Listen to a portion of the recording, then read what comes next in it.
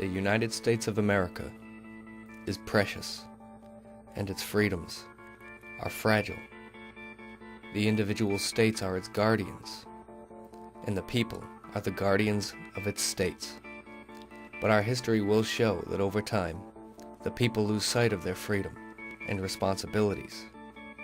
So, it has always fallen to a few to secure the rights and lives of many, to secure the liberty and justice for all. Somebody has to be the hawk for independence. The statue atop the Rhode Island State House is called the Independent Man, for what he represents. And on the morning of August 21st, 2010, a hawk perched upon the head of the Independent Man, perhaps foretelling what happened on the steps of that very building on that day.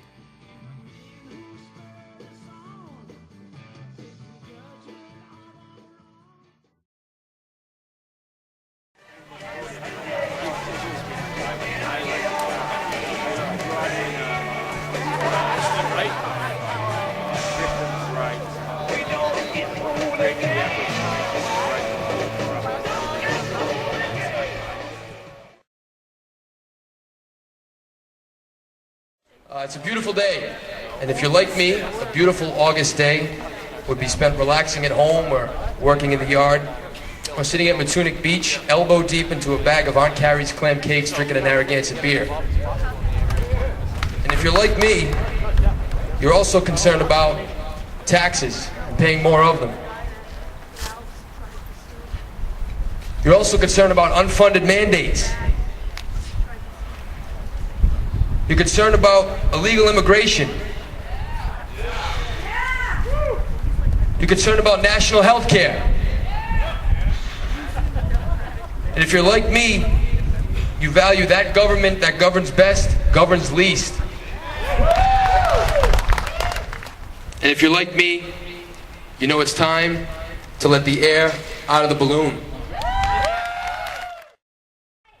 Hey, who wants their state back? Hello, Rhode Island. Are we the people?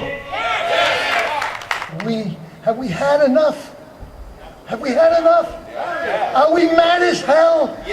Are we not going to take it anymore? It's great to see you all out here thinking about your role in government. I'm here to plead with all of you here today that you demand that our state government, executive, legislative, and judicial, make full use of their 10th Amendment rights. If you guys don't wake up, it's going to be bad news.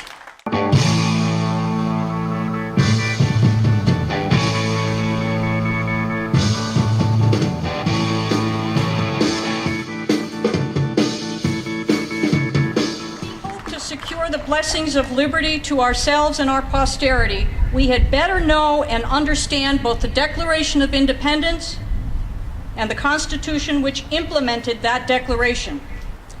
Thomas Jefferson characterized the 10th Amendment as the cornerstone of the Constitution. The states granted to the general government certain limited powers enumerated in the Constitution. All powers not granted to the general government are reserved to the states or to the people, according to the 10th.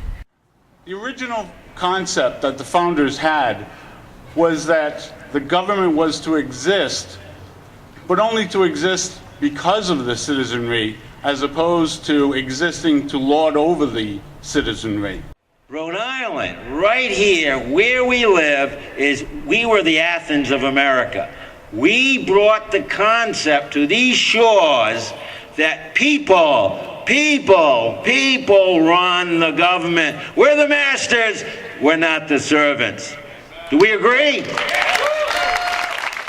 The powers of the central government, as defined by the Constitution of the United States, are to protect our freedom and liberty, provide for defense of our United States, international relations, war and peace, regulating commerce among all the states, creating uniform bankruptcy laws, coining of money, the uniform things that we need done across the board.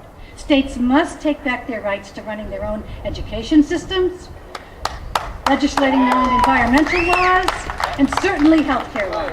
It's the little things that add up over time that equal a loss of our liberty and a loss of our freedom. Is it true the guy on the top of this building is called the independent man? Well, I think if the powers that work here, the powers that be, if they had their way, he'd be on Section 8 and food stamps, as long as they could count on his vote, right? Stop the federal government from pushing us around and telling us what we have to do. I don't like Obamacare.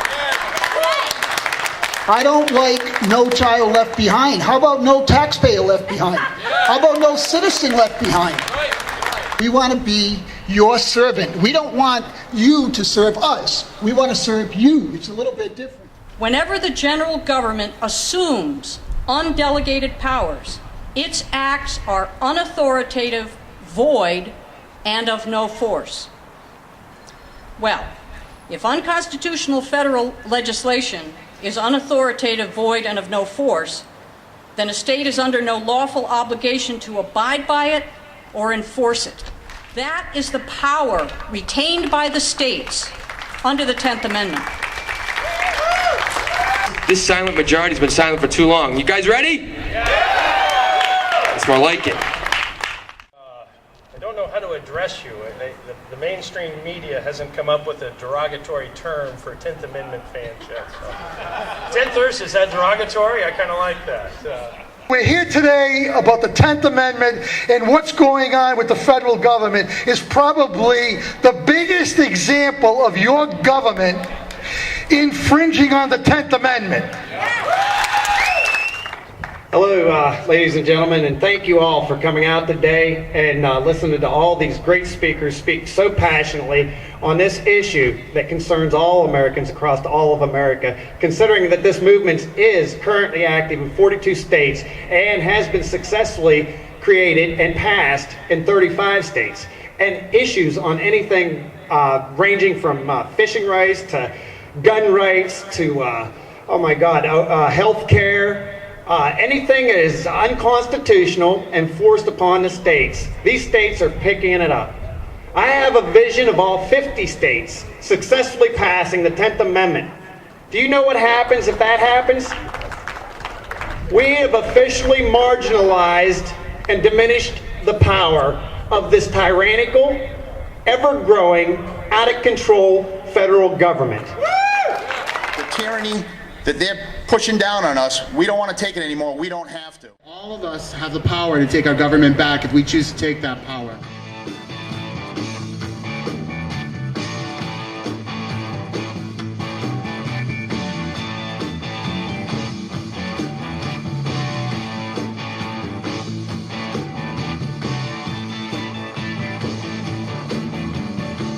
So why do we have so much government abuse? Number one, part of the problem is our neighbors. They're probably watching the Red Sox game now. They're probably down the beach. They take democracy for granted. And they say it's been 70 years of poor leadership. But I got to tell you, it's our fault. Today, who is taking care of our neediest? But it's the government. The churches have been pushed out. Communities have been pushed out. The government has taken over. We solve all your problems in government. We're going to even tell you what you can eat. They will gladly be your caretakers and your undertakers. Because aside the political struggle, there's also a cultural struggle that goes on, as Sue was alluding to, in the hearts and minds of every single human being before this can actually be enacted. And it's so important that you get your friends and you get your neighbors and you get everyone you know involved. If you sit in the stands, it doesn't work. It's a participatory sport. You got to get on the field and take a hit and be tackled, get dirty, and then score a touchdown. Tell your families, friends, and co-workers to do what you've all done today. Get up, get out, get involved before the king takes our country away. Let's bring it back. Teach it to your children, your grandchildren, and to anyone else who will listen. It's time for a change. I think Mav did a great job emceeing this event, and we should all be thankful that he was here today to do this. It was an honor and privilege to be here with you this afternoon. Once again, my name is Maverick. I'm the producer of The Matt Allen Show on News Talk 630 WPRO 99.7 FM. This is how change happens. People getting together in the flesh and blood, real live, breathing human beings. It happens right here, people meeting together. It doesn't happen on Facebook. doesn't happen on MySpace, it doesn't happen on Twitter. This is where change happens. So at the very least, it was an honor to spend the afternoon with you all here for a great cause, the 10th Amendment, the Rhode Island Red Clarion Call rally, August 21st. Thank you. Have a great weekend.